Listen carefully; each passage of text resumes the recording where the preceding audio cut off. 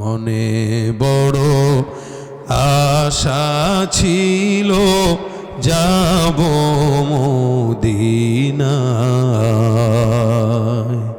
সালাম আমি করব গিয়ে, সালাম আমি করব গিয়ে নবীর রওজায়।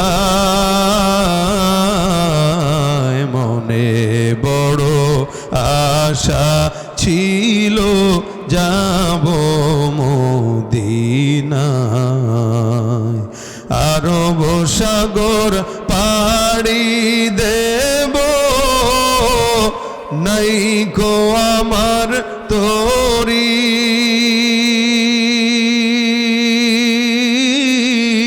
পাখি নই যে উড়ে যাব, ডানাতে ভর করি। আমার আশায় আছে সম্বল নাই, করি কি উপায়। মনে বড় আশা ছিল যাব মদিনায়, সালাম আমি করব গিয়ে, সালাম আমি করব গিয়ে নবীর রওজায়। মনে বড় আশা ছিল যাব মদিনা, মদিনা যাইতে পারলাম না, মদিনা দেখতে পারলাম না। আমি অসহায় তাই এত দূরে, আমি অসহায় তাই এত দূরে রই, শুধু সালাম জানাই, মদিনা যাইতে পারলাম না, মদিনা দেখতে পারলাম না। মনে বড় আশা ছিল যাব মদিনা। وليست التوبة للذين يعملون السيئات حتى إذا حضر أحدكم الموت قال إني تبت الآن ولا الذين يموتون وهم كفار أولئك أعتدنا لهم عذابا أليما। আল্লাহ পাক রব্বুল আলামিন বলেন, কিছু কিছু মানুষের তওবা এরকম, এদের তওবা কবুল হয় না। কারা? যারা মনে করে তওবা করব, যারা মনে করে আগামীকাল তওবা করব, আগামীকাল এই করব সেই করব। ওয়ালাইসাতিত তাওবাতু লিল্লাযিনা ইয়ামালুনা সাইয়্যাত, খারাপ কাজ করে আর তওবা করবে করবে ভাবে। আল্লাহ পাক রব্বুল আলামিন বলেন, এই সমস্ত বান্দার তওবা কবুল হয় না, তওবা তাদের জন্য নয়। এরা মনে করে হাত্তা ইদা হাদারা আহাদাকুমুল মাউত, এরা মনে করে মৌত যখন আসবে আসার আগে তওবা করে নিব, কিন্তু মৌত যখন আসে ক্বালা ইন্নী তুবতুল আন, এরা মৌত আসার আগে বলে আল্লাহ এখন তওবা করলাম। আল্লাহ পাক বলেন ওয়ালাল্লাযীনা ইয়ামুতুনা ওয়া হুম কুফার, এই সমস্ত বান্দাদের মৌত মুমিন অবস্থায় হয় না, এদের মৌতটা কাফের অবস্থায় হয়। আর এদের মৌতের পরে আল্লাহর তরফ থেকে যন্ত্রণাদায়ক শাস্তি রয়েছে, নাউযুবিল্লাহ। এরা মনে করে তওবা করে ফেলবো মৌতের আগে, যতদিন বাঁচি ততদিন যেমন মন চায় তেমন চলো, যেমন মন চায় তেমন সাজো, যা মন চায় তাই খাও, যা মন চায় তাই করো। মৌত যখন চলে আসবে আল্লাহর দরবারে তওবা করব। ইচ্ছাকৃত গুনাহ বান্দাকে কুফরের দিকে নিয়ে যায়, ইচ্ছাকৃত গুনাহ বান্দার মৌতটা কুফরের হালতে হওয়ায় দেয়। আল্লাহ পাক রব্বুল আলামিন বলেন, এই সমস্ত বান্দাদের মৌত যখন হয় কাফের অবস্থায়, আমি আল্লাহ তাদের জন্য যন্ত্রণাদায়ক শাস্তি রেখে দিলাম। নাউযুবিল্লাহ। এরা নিজেরাও কল্পনা করে না যে তাদের মউতটা কেমন হয়। এই কারণে করব, নামাজে যাব, তেলাওয়াত করব, এগুলা বলতে নাই, বরং নিয়ত করা আল্লাহ এখন নিয়ত করলাম, আজকে থেকেই করব, এখন থেকেই শুরু করলাম। এই যে শুরু করে দেওয়াটা মুমিনের জান্নাতে যাওয়ার রাস্তাটাকে সহজ করে দেয়। ইনশাআল্লাহ আমরাও আজের কালকে রাখবো না, যখন যেটা করা দরকার করে ফেলবো ইনশাআল্লাহ। আল্লাহ তৌফিক দান করুক, বলেন আমিন। আমাদের মাকসাদ তো জান্নাত, কি বলেন? সবার মাকসাদ কোথায়? জান্নাত। মঞ্জিল যখন একটা হয়, রাস্তা তখন হাজারো থাকে। যেমন আপনাদের এই পাংশায় আসার জন্য সারা বাংলাদেশ থেকে হাজারো রাস্তা আছে। কেউ পাটুরিয়া দিয়েও আসতে পারে, আরিচা দিয়েও আসতে পারে, পদ্মা দিয়েও আসতে পারে, যমুনা দিয়েও আসতে পারে, ওদিক দিয়ে যশোর, কুষ্টিয়া, খুলনা দিয়েও আসতে পারে। যেখান দিয়ে মন চায় সেখান দিয়ে আসবে, মাকসাদ যদি হয় পাংশা। আর রাস্তা যদি একটা হইতো তাহলে কষ্ট হয়ে যেত না? রাস্তা একটা, তার মানে যে যেদিক দিয়ে আসো এদিক দিয়ে আসতে হবে, ও দুনিয়া ঘুরে আসা লাগতো, কারণ রাস্তা একটা। আর রাস্তা যখন হাজারো হয় তখন চতুর্পাশের মানুষের জন্য সহজ হয়। আমাদের মুমিনদের মঞ্জিল জান্নাত পর্যন্ত, যেহেতু মঞ্জিল মাকসাদ জান্নাত, তার মানে জান্নাতে যাওয়ার রাস্তাও একটা না, কয়টা? হাজারটা। বলেন কয়টা? হাজারটা। এই হাজারো পথের ভিতর থেকে কিছু কিছু সহজ সহজ পন্থা আল্লাহ পাক বলেছেন, কিছু রাসূল বলেছেন যে এটা তোমার জন্য সহজ তো তুমি এটা মানো, তোমার জন্য ওইটা সহজ তো তুমি ওইটা মানো, আমার জন্য একটা সহজ তো আমি একটা মানি। আমি যুবক, আমার জন্য সহজ হইল কি যে যৌবন বয়সটা যেন একটু ইবাদতে কাটে। বুড়াদের জন্য সহজ কি? তো বুড়ারা অন্য কোনো জায়গায় যায় না, মসজিদে থাকতে পছন্দ করে। তো যার অন্তর মসজিদের সঙ্গে সম্পৃক্ত, ওর জন্য আল্লাহর জান্নাত প্রশস্ত। সুবহানাল্লাহ।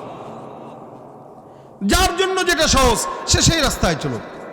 আমি আপনাদের সামনে যে আয়াতে কারিমা তেলাওয়াত করেছি, এই আয়াতে রাসূল সাল্লাল্লাহু আলাইহি ওয়াসাল্লাম জান্নাতে যাওয়ার আসান তরিকার অন্যতম একটা তরিকা বাতলায় দিয়েছেন। সুবহানাল্লাহ। জবান খুলে বলেন সুবহান। জান্নাতে যাওয়ার একদম সহজ রাস্তা, একদম সহজ রাস্তা। আল্লাহ নবী সাল্লাল্লাহু আলাইহি ওয়াসাল্লাম বলেন, কেউ যদি জান্নাতে যেতে চায়, খুব সহজ তরিকা। নামাজ পড়ার তো অভ্যাস আমাদের আছে নাকি? আলহামদুলিল্লাহ। এটা তো অভ্যাসের জিনিস না, এটা তো আমাদের শরীরে ফিট হয়ে যাওয়ার জিনিস। মানে এটা আমার হাত ছাড়া যেমন আমি চলতে পারি না, তো নামাজ ছাড়াও আমি চলতে পারবো না, এটাই তো নাকি? রাসূল সাল্লাল্লাহু আলাইহি ওয়াসাল্লাম বলেন, জান্নাতে যাওয়ার হাজারো রাস্তার এটা অন্যতম রাস্তা। আমি আপনাদের সামনে যে আয়াতে কারিমা তেলাওয়াত করেছি, এই আয়াতের একটা নাম আছে, আপনাদের মনে থাকলে একটু বলেন কি নাম? আয়াতুল কুরসি। এই নামটা বরকতময় নাম, এই আয়াতটা বরকতময় আয়াত। নবী করিম সাল্লাল্লাহু আলাইহি ওয়াসাল্লাম একবার এক সাহাবীর সঙ্গে দেখা, নাম উবাই ইবনে কাব। আল্লাহ নবী সাল্লাল্লাহু আলাইহি ওয়াসাল্লাম বললেন, উবাই ইবনে কাব, তুমি বলো তো কোরআনের যত আয়াত আছে সব আয়াতের ভিতরে সবচেয়ে দামি আয়াত কোনটা? তুমি বলো। সাহাবা একরামদের একটা আদব ছিল, নবী কোনো প্রশ্ন করতেন তো ওইটা আল্লাহ আল্লাহ রাসূলের উপরে হাওলা করে দিতেন। এটা আল্লাহ আল্লাহর নবী ভালো জানেন, আমরা জানি না। রাসূল সাল্লাল্লাহু আলাইহি ওয়াসাল্লাম বলেন, আমি তো জানি, তবে তোমার ইলম কি বলে সেটা আমাকে বলো। হযরত উবাই ইবনে কাব বলেন, আপনি যদি আমার ইলমের কথা বলেন তাহলে আমি বলবো আমার ইলম অনুযায়ী কোরআনে যত আয়াত আছে সব আয়াতের ভিতরে সবচাইতে ফজিলতপূর্ণ আয়াতের নাম আয়াতুল কুরসি। সুবহানাল্লাহ। এটা কে বলছেন? বলে উবাই ইবনে কাব। নবী সাল্লাল্লাহু আলাইহি ওয়াসাল্লাম হাত দিয়ে এভাবে তার বুকে দুইটা থাপ্পড় দিলেন, মানে সাব্বাস, তুমি যা বলেছ এটাই সত্য। এবং আল্লাহ পাকের কোরআনের সবচেয়ে ফজিলতপূর্ণ আয়াতের নাম কি? আয়াতুল কুরসি। রাসূল করিম সাল্লাল্লাহু আলাইহি ওয়াসাল্লাম এক নম্বর ফজিলত এটা বললেন। আরেকটা ফজিলত শোনাই আপনাদেরকে। রাসূল সাল্লাল্লাহু আলাইহি ওয়াসাল্লাম হাদিসে বলেন, কোরআনে সূরার সংখ্যা কত? 114টি। আল্লাহ রাসূল বলেন 114টি সূরার ভিতরে একটা চূড়া আছে, মানে পাহাড়ের যেমন চূড়া থাকে কোরআনেরও একটা চূড়া আছে। রাসূল সাল্লাল্লাহু আলাইহি ওয়াসাল্লাম বলেন, কোরআনের সর্বোচ্চ চূড়াটা হলো সূরাতুল বাকারা। কোরআনের সর্বোচ্চ চূড়া হলো সূরাতুল বাকারা। বলে আমার সঙ্গে মুজাকারা করলে এটা আপনাদের মাথায় ঢুকবে। কোরআনের সর্বোচ্চ চূড়া হলো সূরাতুল বাকারা, আর সূরাতুল বাকারায় একটা চূড়া আছে। সূরাতুল বাকারা প্রায় 2.5 পারা, প্রথম পারাও, দ্বিতীয় পারা, তৃতীয় পারা প্রায় 8 পৃষ্ঠা। তাহলে এই যে 2.5 পারা সূরাতুল বাকারা, সূরাতুল বাকারা হলো কোরআনের সর্বোচ্চ চূড়া, আর আয়াতুল কুরসি হলো সূরা বাকারার সর্বোচ্চ চূড়া। সুবহানাল্লাহ। ফায়দা কয়টা শুনলাম? 2টা। নবী সাল্লাল্লাহু আলাইহি সাল্লাম ফায়দা আরেকটা বর্ণনা করেন। আপনার আমার যেরকম জিহ্বা আছে, ঠোঁট আছে, 2টা ঠোঁট, একটা জিহ্বা, আল্লাহ নবী সাল্লাল্লাহু আলাইহি সাল্লাম বলেন আয়াতুল কুরসিরও 2টা ঠোঁট আর একটা জিহ্বা আছে। সুবহানাল্লাহ। আস্তে কোন, কে জোরে কোন। আয়াতুল কুরসির একটা জিহ্বা, 2টা ঠোঁট আছে। নবী বলেন যেমন তোমরা আল্লাহর জিকির করো, আয়াতুল কুরসিও তার ঠোঁট আর জিহ্বা দিয়া আল্লাহর আরশের নিচে বসে বসে মাওলার জিকির করে। তো কত ফজিলতপূর্ণ আয়াত। আল্লাহর হাবিব সাল্লাল্লাহু আলাইহি সাল্লাম বলেন এই আয়াতুল কুরসির ভিতরে এমন 2টা নাম আছে, এই আয়াতুল কুরসির ভিতরে এমন এমন কিছু জিনিস আছে যেগুলো আয়াতুল কুরসিকে শক্তিশালী করেছে, যার কারণে আয়াতুল কুরসির অন্য একটা নাম হলো ইসমে আজম। আমরা তো ইসমে আজম নাম শুনছি কিন্তু জানি না এই আয়াতুল কুরসির অন্যতম নাম ইসমে আজম। কোন মুমিন যেই নিয়তেই এই আয়াতুল কুরসি পাঠ করবে, আল্লাহ পাক ওই বান্দার সব মনের নিয়তগুলো কবুল করে নিবেন। সুবহানাল্লাহ। ভাইরা আমার, আল্লাহ পাক রব্বুল আলামিনের হাবিব এবার বলেন আয়াতুল কুরসিটা এত ফজিলতপূর্ণ আয়াত, কোন ইমানদার বান্দা যদি জান্নাতে যেতে চায় খুব সহজে, আল্লাহ রাসূল সাল্লাল্লাহু আলাইহি সাল্লাম বলেন 5 ওয়াক্ত নামাজের পর কোন মুমিন যদি এই আয়াতুল কুরসিটা তেলাওয়াত করে, মান ক্বারা আয়াতুল কুরসি ফি দুবুরি কুল্লি সালাতিন মাকতুবা লাম ইয়ামনাহু মিন দুখুলিল জান্নাতি ইল্লা আইয়ামুত। আল্লাহর নবী সাল্লাল্লাহু আলাইহি ওয়াসাল্লাম বলেন কোন মুমিন বান্দা যদি 5 ওয়াক্ত নামাজের পরে আয়াতুল কুরসি পাঠ করে, ফজরের নামাজের পর, জোহরের নামাজের পর, আসরের নামাজের পর, মাগরিবের নামাজের পর, এশার নামাজের পর, বলেন তো নামাজ 5 ওয়াক্ত ফরজ নাকি জুমাই শুধু ফরজ?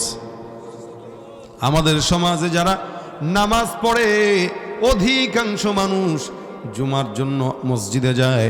এদেশে সকালবেলা ফজরের নামাজে মুসল্লির দিকে তাকাইলে মনে হয় এদেশে কোনো ইমানদার নাই, সব নাস্তিক। আর জুমার নামাজের দিকে তাকাইলে মনে হয় এদেশে কোনো নাস্তিক নাই, সব হলো ইমানদার। তার মানে ফজরের নামাজে লোক নাই, জুমার নামাজে অভাব নাই, কি ঠিক না? ফজরের লোক খুঁজে পাওয়া যায় না। 2-3 জন মিলে পড়ে, ইমাম সাহেব মুয়াজ্জিন সাহেব মিলে পড়ে, এলাকার বুড়া মানুষটা পড়ে যার কবর একটা পা, এছাড়া কেউ পড়ে না। জুমার নামাজে ভিড় জমায়, যতগুলা জুমার নামাজে ভিড় জমায় সমস্ত মানুষ যদি ফজরের নামাজেও ভিড় জমাইতো, আল্লাহর কসম এই গোটা বিশ্বটা মুসলমানদের কবজায় থাকতো, ঠিক কিনা? নামাজের খবর নাই ইমানদার দাবি করে। আল্লাহ পাক রব্বুল আলামিন যদি 50 ওয়াক্ত নামাজ দিতেন তাহলে বান্দা কি করত? নবী সাল্লাল্লাহু আলাইহি সাল্লাম বলেন আমার বান্দাকে আল্লাহ পাক 5 ওয়াক্ত কমায় দিছে, কিন্তু কোন ইমানদার মুমিন বান্দা যদি 5 ওয়াক্ত নামাজ ইহতিমামের সঙ্গে ঠিক মতো আদায় করে, আমার আল্লাহ ওই বান্দাকে 5 ওয়াক্ত নামাজের বিপরীতে 50 ওয়াক্তের সওয়াব আমল নামায় লিখে দিবেন। সুবহানাল্লাহ। মুসলমান ভাইরা আমার, আল্লাহ নবী সাল্লাল্লাহু আলাইহি ওয়াসাল্লাম বলেন কোন মুমিন বান্দা যদি 5 ওয়াক্ত নামাজের পর আয়াতুল কুরসি পাঠ করে, আমার আল্লাহ পাক রব্বুল আলামিন ওই বান্দাকে 5 ওয়াক্ত নামাজের পরে আয়াতুল কুরসি পাঠ করার কারণে আল্লাহর হাবিব বলেন লাম ইয়ামনাহু মিন দুখুলিল জান্নাতি ইল্লা আইয়ামুত। এই বান্দাকে মৃত্যু ব্যতীত জান্নাতে প্রবেশ করতে কোনো কিছু বাধা দিতে পারবে না। এই যে এদিকে জমিন আর ওদিকে মৌত, এদিকে জান্নাত। তা জমিন থেকে যখন জান্নাতে যাবে মাঝখানে একটা পর্দা আছে, তার নাম মৌত। নবী বলেন ও জমিন থেকে পড়বে তো মৌতের পর্দা ছিঁড়বে আর সোজা জান্নাতে ঢুকবে। আসান, এর চেয়ে সহজ তরিকা আমার জানা নাই। আর এর চেয়ে সহজ তরিকা আর জানা নাই যে খালি 5 ওয়াক্ত নামাজের পর খালি পড়বেন। খালি 5 ওয়াক্ত নামাজের পরে তো এমনি পড়াই লাগে, অনেক কিছু দোয়া অনেকে পড়ে, অনেকে দোয়া দুরুদ পারে না, খালি আস্তাগফিরুল্লাহ পড়ে। যা পড়েন, কিন্তু আয়াতুল কুরসিটাও একটু পড়েন। তাহলে কি হবে, মাথায় নিয়ত রাখবেন যে রসুলের কথা যদি সত্য হয়, আমি আজকে থেকে আয়াতুল কুরসি 5 ওয়াক্ত নামাজের পরে লাজেম বানায় দেবো মুখে, ইনশাল্লাহ আমার জান্নাত আল্লাহ লাজেম বানায় দিবেন। এই জন্য নবী সাল্লাল্লাহু আলাইহি ওয়াসাল্লামের এই হাদিস জান্নাতে যাওয়ার আসান তরিকার অন্যতম তরিকা। আল্লাহ পাক বলেন আল্লাহু লা ইলাহা ইল্লা হুয়াল হাইয়ুল কাইয়ুম লা তাখুযুহু সিনাতুন ওয়ালা নাওম আল্লাহু লা ইলাহা ইল্লা হু। শুরুতে আল্লাহ পাক স্বীকারোক্তি দিলেন আল্লাহ লা ইলাহা ইল্লা হু, যিনি ছাড়া কোনো ইলাহ নাই। আল্লাহ নাম কি? বলেন আরো জোরে বলেন। আল্লাহ তুমি পারো করতে মোচন অভাব দুঃখী লোকের, তুমি পরম মুক্তিদাতা মালিকে জগতের, তোমার কাছে চাই যে পানা আমরা প্রতিদিন, তোমার দয়ায় পূর্ণ আমার সারা নিশিদিন। আল্লাহ তুমি দয়ার সাগর, আল্লাহ তুমি দয়ার সাগর, রহমানুর রহিম, তোমার দয়ায় পূর্ণ আমার সারা নিশিদিন। কার দয়া? নাম কি? আল্লাহ। কি বলে ডাকবেন? নাকি অন্য কোনো নাম আছে? কি আছে? আল্লাহর কয়টা নাম? 99টা। এর বাদে আর কোনো নামে ডাকা যাবে না। যেমন অনেকে ডাকে সৃষ্টিকর্তা। কি ডাকে? একটু বেশি ভদ্র হয়। এই সৃষ্টিকর্তা যারা ডাকে দেখবেন এরা খুব সাধু সন্ন্যাসী, এরা আল্লাহ বলতে চায় না, এরা কি বলে? সৃষ্টিকর্তা। অনেকে আছে ভগবান বলে। কি বলে? আচ্ছা বলেন, একটা জিনিস মনে রাখবেন, সব জিনিসের তর্জমা হয় না। যেমন আমার আব্বাকে আমি কি ডাকি? আব্বাই ডাকি, বাবাই ডাকি, মানে যাই বলি বাবা, আব্বা, আব্বু, এই। এখন যদি তর্জমা করি, ব্যাখ্যা করতে যায় যে তাহলে আমার আব্বুটা মানে কি? মানে সে আমারে জন্ম দিছে, মানে সে আমারে জন্ম দিছে। এখন কেউ কি আছেন যারা আপনাদের বাবাকে জন্মদাতা বলেন? যদি আজকে বাসায় যায় বলেন জন্মদাতা কেমন আছেন, জন্মদাতা থাপ্পড় কানের নিচে মারবে 14টা। অথবা যদি মারা যায় কোনো আব্বার বউ কেমন আছেন, সত্যই তো, তাই না? তার মানে এটার তর্জমা হয় বাবা বাবাই, আবি বাবা বাবাই, মা মা, উম্মুন মা, আম্মা, এগুলো একটাই, এটার কোনো তর্জমা হয় না। ভাই তো ভাই, তর্জমা হয় না। ইসলামের কিছু তাআরুফ আছে, ইসতিলাহ আছে, এই ইসতিলাহের তর্জমা করতে হয় না। যেমন আল্লাহ আল্লাহ, এটার কোনো তর্জমা নাই। এখন আপনি ভদ্রতার সাথে বলতে পারবেন সৃষ্টিকর্তা। ভাই না, আল্লাহ সৃষ্টিকর্তা না, সৃষ্টিকর্তা এই মাইক যে সৃষ্টি করছে সে, আর আল্লাহ যে রব, যে সে সব কিছু সৃষ্টি করেন এবং লালন পালন করেন। সৃষ্টি করা এক জিনিস, লালন পালন করা এক জিনিস। এটা যে বানানো সে বানায় পাঠায় দিছে, লালন করতেছে মাইকলা। এই মাইকলা এটারে ঠিকঠাক মতো দেখে শুনে রাখতেছে। যে বানায় দিছে তার কোনো দায়িত্ব নাই। এখন যদি যায় কোন ভাই মাইকটা তো ভালো না, তোমার কি, তুমি দেখো আমার কি, তোমারে বিক্রি করে দিছি, তুমি যা মন চায় তাই করো। এটা হলো সৃষ্টিকর্তা। আর রব যিনি, উনি প্রতিপালক, যে সৃষ্টি করার পরে ছেড়ে দেন নাই, বরঞ্চ এ বান্দা কি খাবে, কোথায় চলবে, কোন পথে চলবে, জান্নাতে যাবে কি যাবে না, একদম জান্নাতে ঢুকানোর পর্যন্ত সব দায়িত্ব সে রবের। সে কে? আল্লাহ। কোন তর্জমা হয় না। আরেকটু ব্যাখ্যা করে যদি বলি, আর সৃষ্টিকর্তা যারা বলে, শুরুর শ্রী যদি বাদ দেন তাহলে কোনো অর্থ হয়? সৃষ্টি, শ্রী বাদ দিলে স্টি, স্টিকার হয় না, স্টিকর্তা আর কি, এটার কোনো অর্থ হয় না।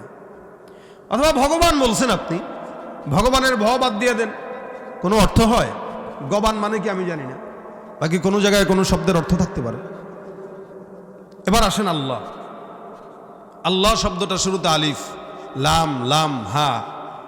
আলিফের আল্লাহর থেকে আলিফটা যদি কেটে দেয়, আল্লাহ যখন থাকবে পরিপূর্ণ, আলিফ সহ থাকলেও বুঝায় কাকে?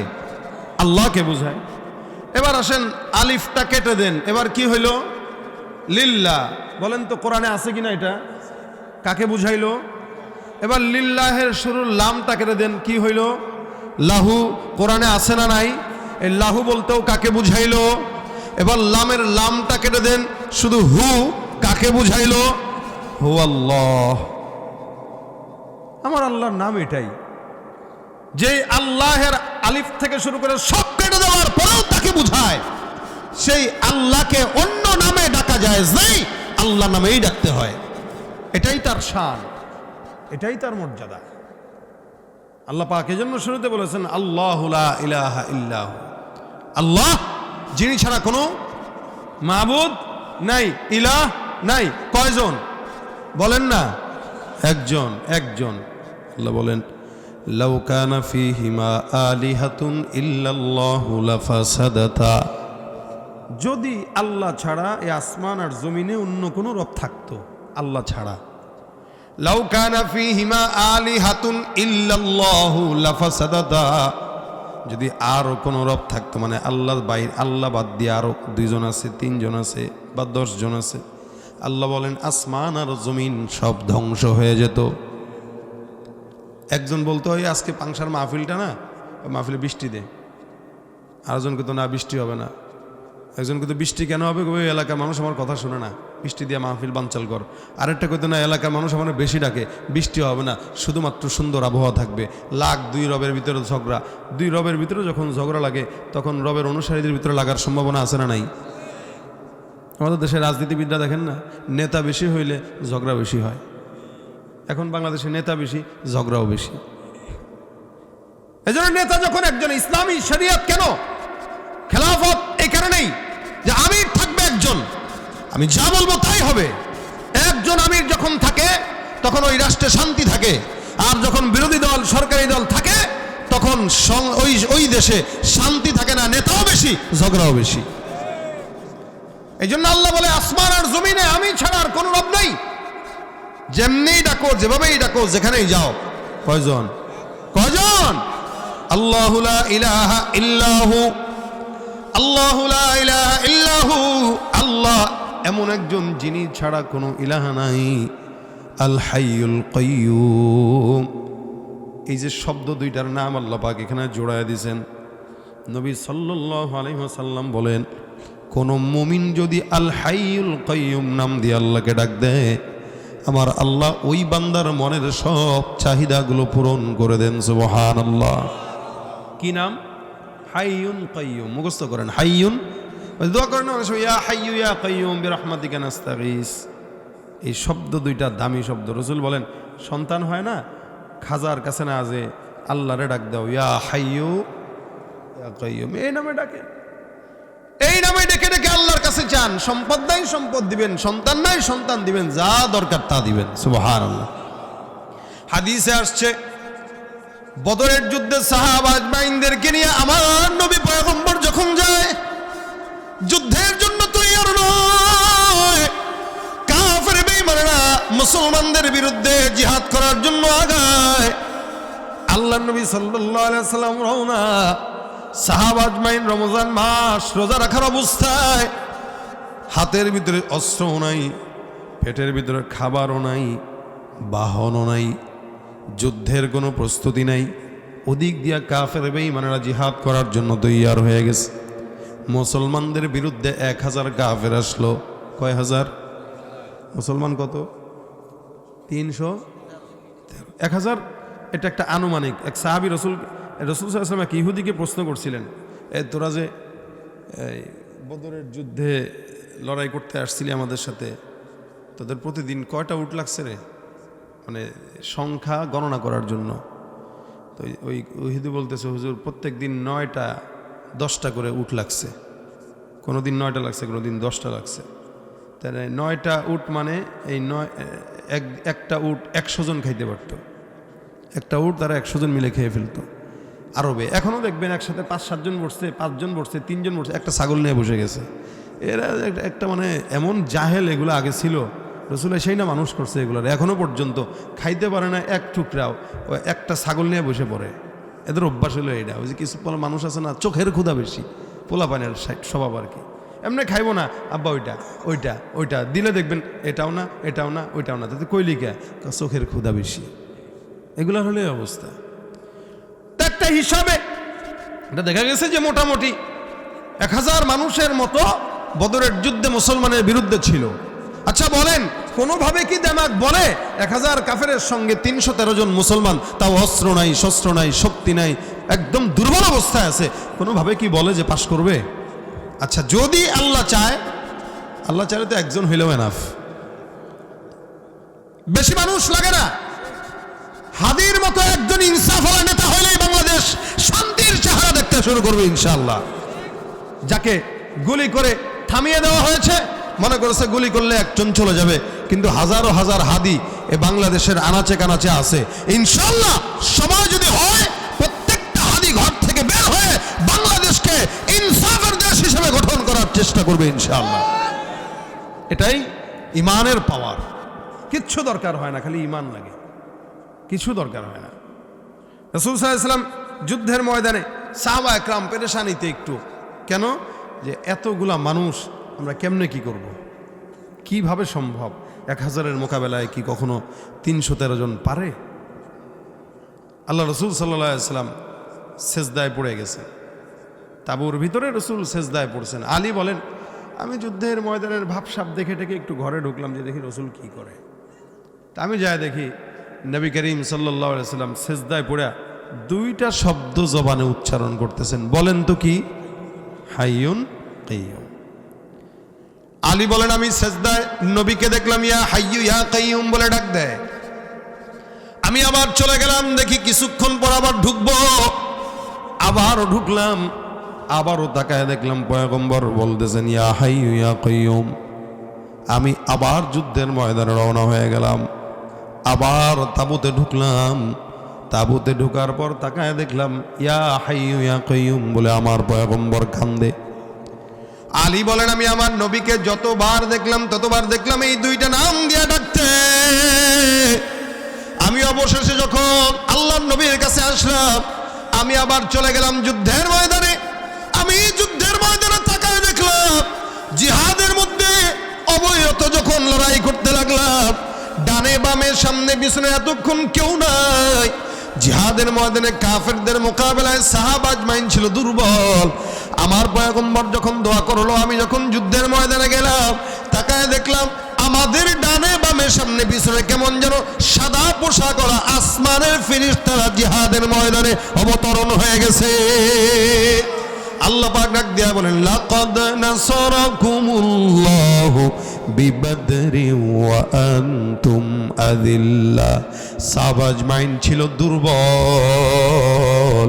আমি আল্লাহ পাক আমার পয়গম্বরের হাইয়ুন কাইয়ুম দোয়ার বরগতে ওই বিজয়ের মালা পয়গম্বর আর সাহাবা আজমাইনদের গলায় দিয়ে দিলাম। সুবহানাল্লাহ। শুধুমাত্র শব্দ 2টা, ইয়া হাইয়ু ইয়া কাইয়ুম।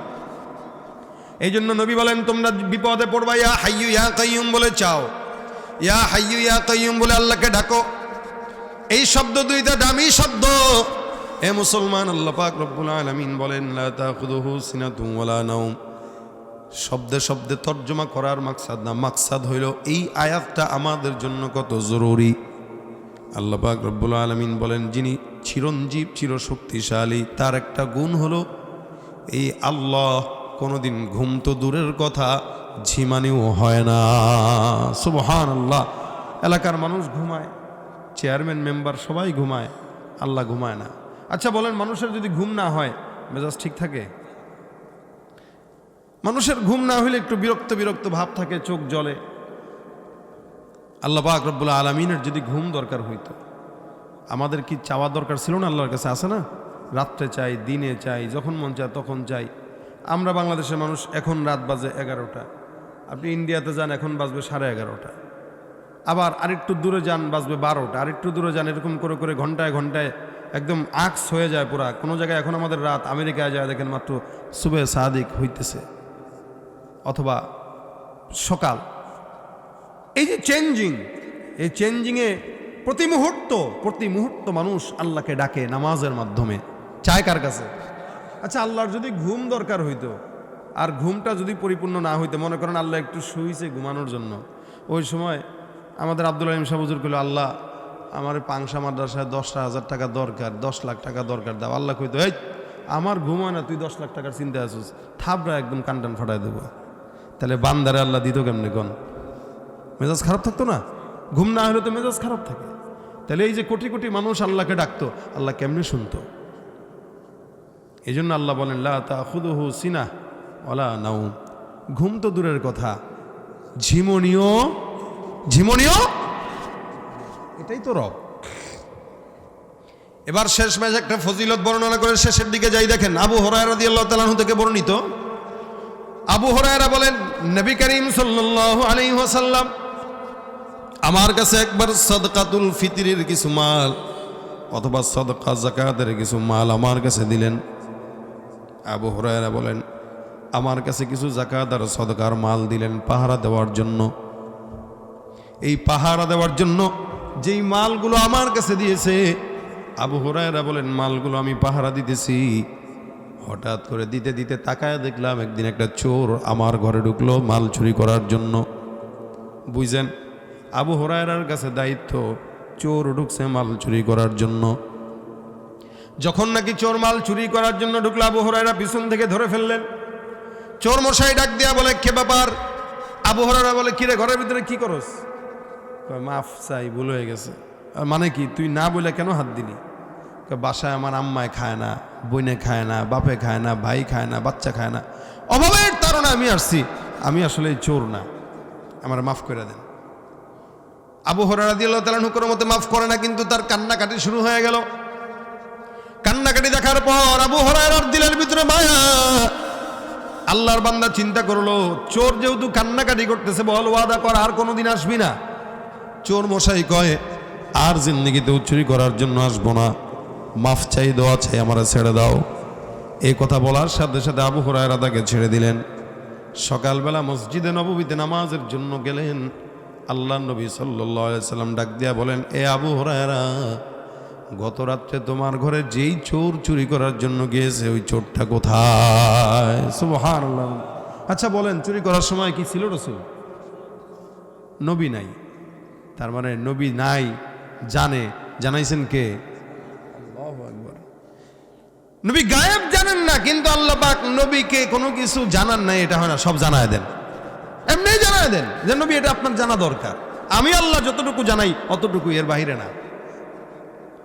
আবু হুরায়রা ডাক দিয়া বলেন, ইয়া রাসূলুল্লাহ, গত রাত্রের চোর চুরি করলো অভাবের তাড়নায়, যার কারণে আমি মায়া লাগছে, কান্নাকাটি করছে, ছেড়ে দিলাম।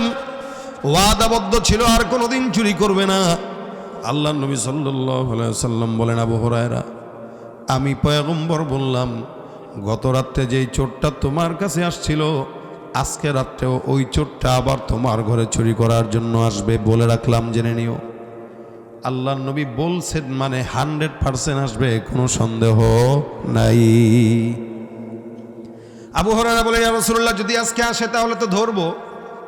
রাতের বেলা যখন আল্লাহ নবী সাল্লাল্লাহু আলাইহি ওয়াসাল্লামের সাহাবী নামাজে দাঁড়ানো, হঠাৎ করে তাকায় দেখে চোর মশাই হাজির।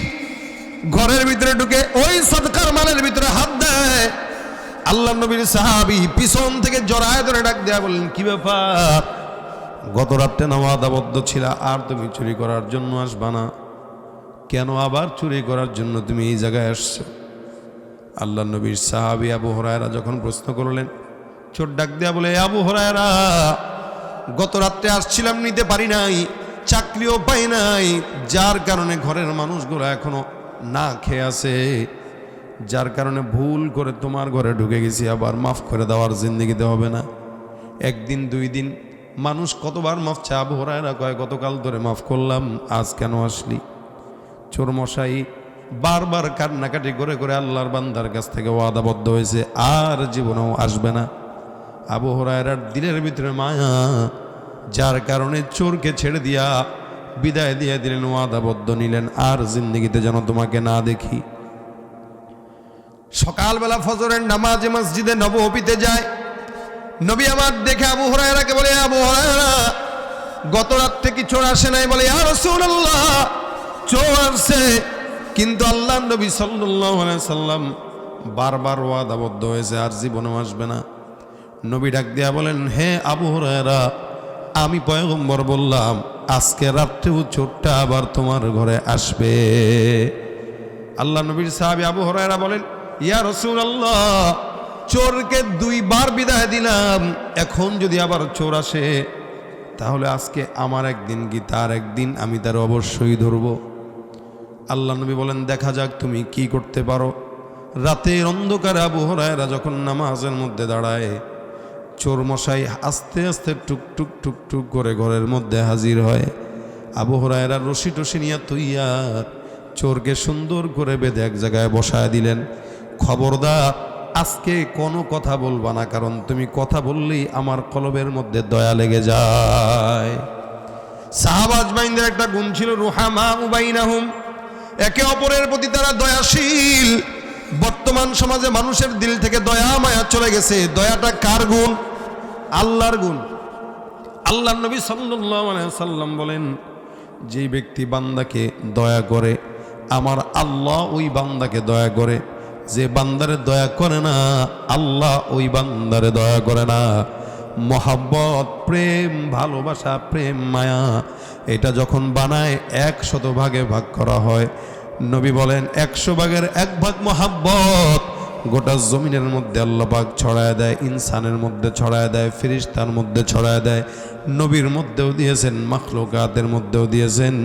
বাকি 99 ভাগ প্রেম, মহাব্বত, দয়া আল্লাহ পাক শুধুমাত্র বান্দাকে ক্ষমা করার জন্য তার কাছে রেখে দিয়েছেন।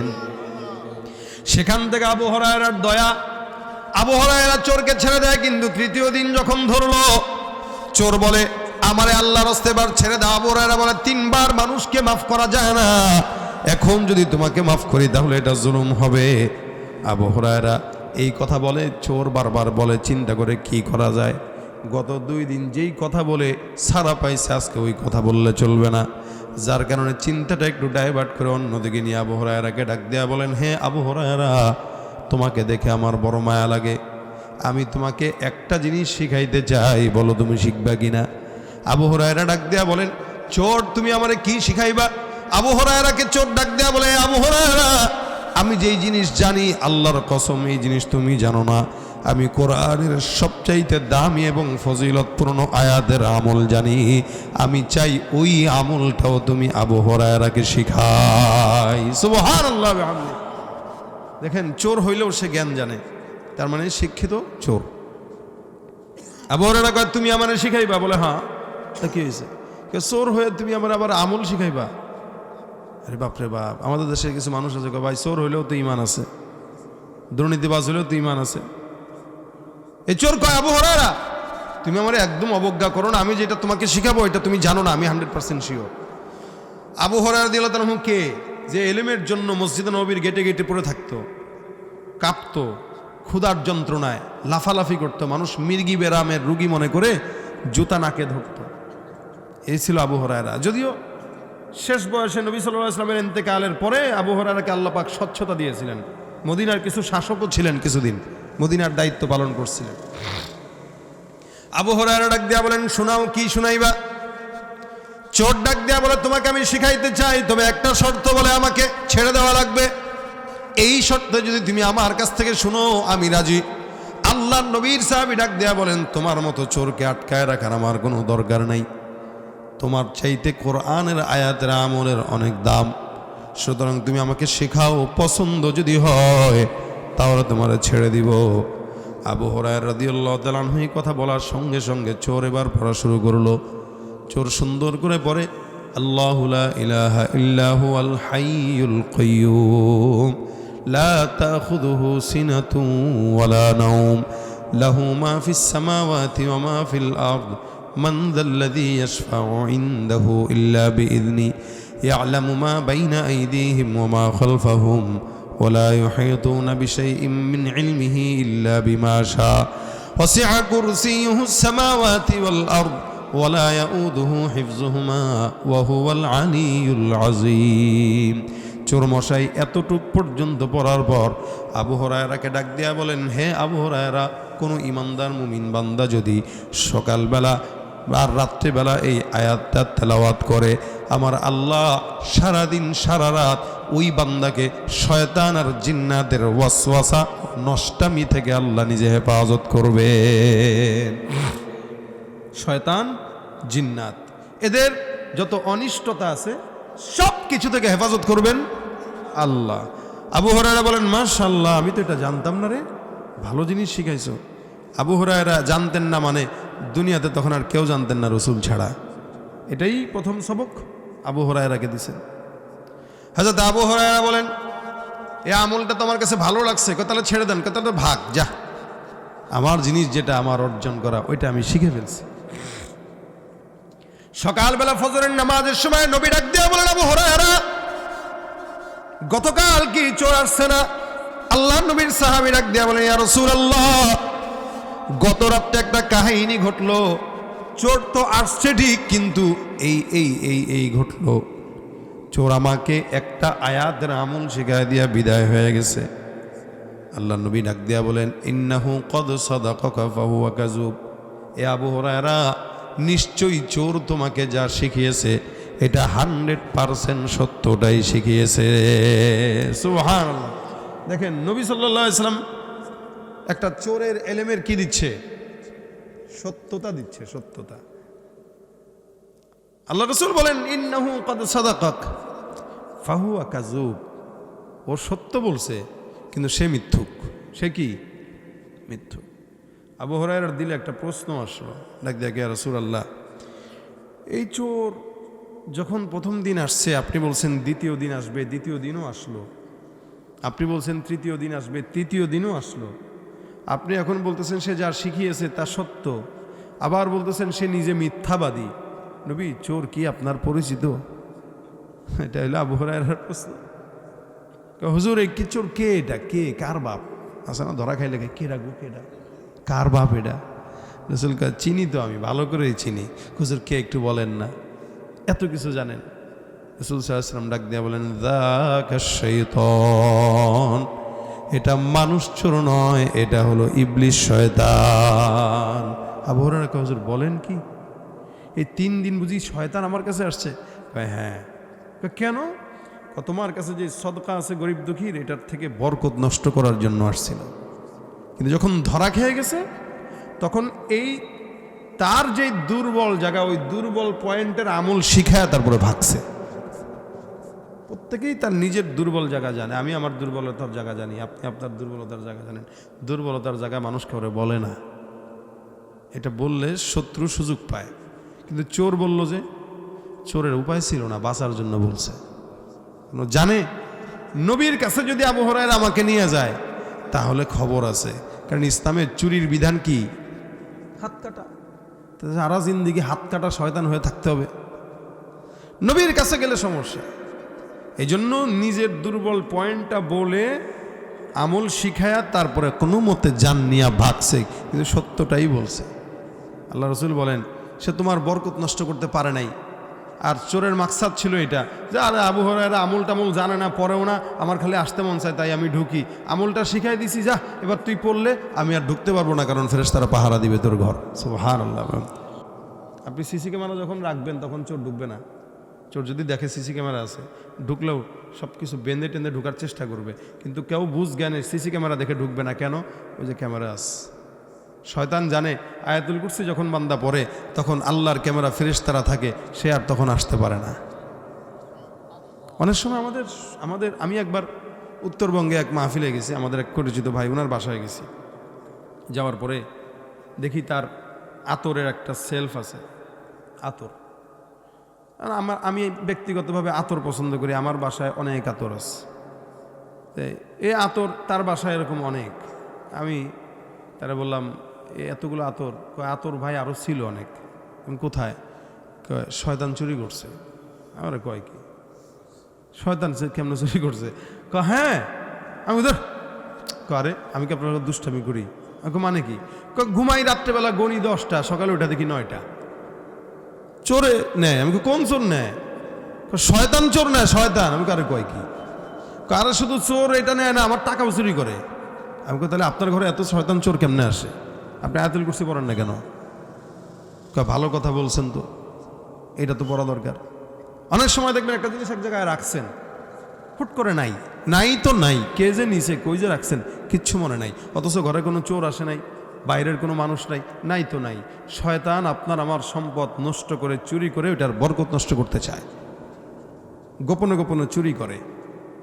আপনি যদি ওই চোরের হাত থেকে বাঁচতে চান, আপনাকে আয়াতুল কুরসির আমল রাতে শোয়ার আগে পড়তে হবে, সকালে ফজরের পর একবার পড়তে হবে। তাহলে সারা দিন আর সারা রাতের জিম্মাদারি নেবেন কে? টাকা রাখছেন, আয়াতুল কুরসি পড়ে ফু দিয়ে রেখে দেন। আমি যখন কোনো জায়গায় টাকা জমাই, কোনো মাটির ব্যাংক হোক, প্লাস্টিকের ব্যাংক হোক, যতবার টাকা ভিতরে রাখি ততবার আয়াতুল কুরসি পড়ে ফু দিয়ে রাখি। আমি বিশ্বাস করি যে এখান থেকে নড়বে না, বরং বাড়বে, বরকত হবে, কমবে না ইনশাআল্লাহ, এবং সেটাই পাই। আপনারা আপনাদের সম্পদ, ফসল, আলু চাষ করছেন, ধান চাষ করছেন, মনে করছেন সার দিলেই খালি সম্পদ বাড়ে? সারের ভিতরেও 2 নম্বরই আছে, ওই সার দিলে অনেক সময় সম্পদ নষ্ট হয় অনেক সময়। তা আপনি আয়াতুল কুরসি পড়ে পানিতে ফু দিয়া পানি ছিটায় দেন, শয়তানের অনিষ্টতা থেকে আল্লাহ আপনার সম্পদকে হেফাজত করবে ইনশাআল্লাহ। আপনার কাছে ওষুধ আছে, আপনি দেন না কেন? আপনি গাছ, এই আম গাছ লাগাইছে, এই গাছ লাগাইছে, এগুলোতে কলপ দেয়, হ্যান দেন, কত কিছু দেন, ভাই আয়াতুল কুরসি পড়ে ফু দিয়ে দেন ইনশাআল্লাহ। আপনার অন্য যেই দাওয়াগুলো আছে ওগুলোও দেন, পাশাপাশি আয়াতুল কুরসিও পড়ে ফু দেন ইনশাআল্লাহ। নজর থেকে আল্লাহ হেফাজত করবে। অনেক সময় বাচ্চাদের নজর লাগে, সুন্দর বাচ্চা, মনে করেন খুব মহব্বত করে খাওয়াইতেছেন, বাইরে গেছেন, আব্বা সোনা খাও খাও, কিছু কিছু মারা আছে সারাদিন ডিবায় খালি, আমার পোলাটা খায় না, এই মোটা হয়ে রয়েছে, এরপরও খায় না বলে খালি ঢুকায়, খালি খাওয়ায়। বাইরে যায় খাওয়াইছে, সোনা খাও খাও খাইতেছে, পাশ থেকে একজন মহিলা, বাপরে বাপ রুচি আছে পোলার, এ কয়ে দিছে। পরের দিন থেকে এমন পাতলা পায়খানা শুরু হয়েছে, পেট একদম সীমায় একটুকু হয়ে গেছে গা। কেন? হে তো খুঁজে কি হলো ডাক্তার দেখায়, কোনো ডাক্তারে কাম হয় না, কাম তো ওই জায়গায় লেগে গেছে, নজর, কাম তো ওখানে লেগে গেছে। এই জন্য ওই নজরের হাত থেকে বাঁচার জন্য বাচ্চাকে খাওয়ানোর আগে আয়াতুল কুরসি পড়ে ফু দিয়ে খাওয়ান। আর নজরও হাক্কুন, রাসূল বলেন এটা সত্য। সুতরাং নজরের থেকে বাঁচার জন্য হইলেও আয়াতুল কুরসি পড়ো, সম্পদকে হেফাজতের জন্য আয়াতুল কুরসি পড়ো, জান্নাত পাওয়ার জন্য আয়াতুল কুরসি পড়ো। আজকের এই শেষ পর্যায়ে এসে একটা কথা নিয়ত করেন, 5 ওয়াক্ত নামাজের পরে সকাল আর বিকেলে আয়াতুল কুরসি পড়ার নিয়ত করবেন কারা কারা একটু দেখি। ইনশাআল্লাহ, ইনশাআল্লাহ, ইনশাআল্লাহ, আল্লাহ কবুল করুক। আমি পড়ি ইনশাআল্লাহ, আলহামদুলিল্লাহ। মাঝে মাঝে 2-1 দিন মিস যেতে পারে, 2-1টা বেলায়, কিন্তু আমার মনে হয় না যে আমি মিস দেই এটা 5 ওয়াক্ত নামাজের পরে অন্তত। কেন? আমার জান্নাত তাকে দরকার, কারণ অকাম অনেক বেশি করি। এত অকাম করার পরে সহজ তরিকার জান্নাতের আমল যেহেতু আছে, মিস করব কেন? কি বলেন, ঠিক না? 24 ঘন্টা আমাদের গুনাহ হয়। এখন যদি সহজ, যেমন শাহাদাতের মৃত্যু হইল জান্নাতে যাওয়ার সবচেয়ে সহজ তরিকা। সারা জিন্দেগি গুনাটুনা করার পরে যদি কোনো মতে খালি একটু যুদ্ধ লাগে, চোখ বন্ধ করে নেমে যাব। কেন? জানি যে ওয়াকাম দূর করার জন্য শাহাদাতের মৃত্যুর বাইরে আর কোনো কিছু নাই। যতই গুনাহ করি না করি, শহীদ হয়ে গেলে সব গুনাহ শেষ, সব গুনাহ শেষ। তাহলে আসান তরিকার জান্নাতের রাস্তা যদি পান, তাহলে এটা ছাড়বেন না। আয়াতুল কুরসিটা সহজে জান্নাতে যাওয়ার রাস্তা। অন্যায়, অবিচার, গুনাহ যা কিছু করি ওগুলো একদিকে। নবী যেহেতু বলছেন এটা পড়লে সাথে সাথে জান্নাত, নবীর কথা সত্য মনে করে 5 ওয়াক্ত নামাজের পরে পড়ে নিয়ত করে ইনশাআল্লাহ নবীর মর্যাদা টিকায় রাখতে হলেও আল্লাহ আপনাকে জান্নাতে দিবে। আল্লাহ কবে আমার নবী বলছেন, এটা যদি জান্নাতে না দেয়, হে যদি আমার কয় আল্লাহ তোমার হাবিব না বলছিল, জিজ্ঞাসা করো আমি পড়ছি কিনা, আমল নামা দেখো, দেখবে হ্যাঁ আমল নামা তো 5 ওয়াক্ত নামাজের পরে আছে, তাহলে আল্লাহ রেখব আল্লাহ আমল নামায় যদি এটা থাকে, তোমার নবী তো বলছেন যে যাতে সাথে সাথে জান্নাত দিবে, তা আমি মরার পরে তুমি এতক্ষণ যে আমার ওয়েট করাইলা, এটার কি খেসারত হবে কও? তা আল্লাহ কব যা ওয়েট করাইছি তোরে একটা না, তোরে 10টা জান্নাত দিয়ে দিলাম সরজা। আল্লাহ রসুলের তো একটা কথার দাম আছে। নবী বলছেন এটা আল্লাহ হবে না, এটা হইতে পারে না। এই কারণে আজকে থেকে নিয়ত করেন, এই ঠান্ডা গলায় আপনাদেরকে ভাঙা ভাঙা কণ্ঠে কিছু কথা বললাম। এই নিয়ত যদি করেন যে 10-15 মানুষ 15 জন আমরা 5 ওয়াক্ত নামাজের পর আয়াতুল কুরসি পড়বো, রাতের বেলা সকালবেলা পড়বো, ইনশাআল্লাহ এই পড়াটাই বরকতময় হবে। আল্লাহ পাক যেন আমাদেরকে এই আমলটা করার তৌফিক দান করে। বিবিকে শিখায় দিবেন, আপনি নিজে পড়বেন, যাকে পান তাকে বলবেন। যে কোনো বিপদ, যে কোনো বালা মুসিবত, যে কোনো ইস্যুতে আয়াতুল কুরসি পড়ে ফু দিয়ে দিবেন।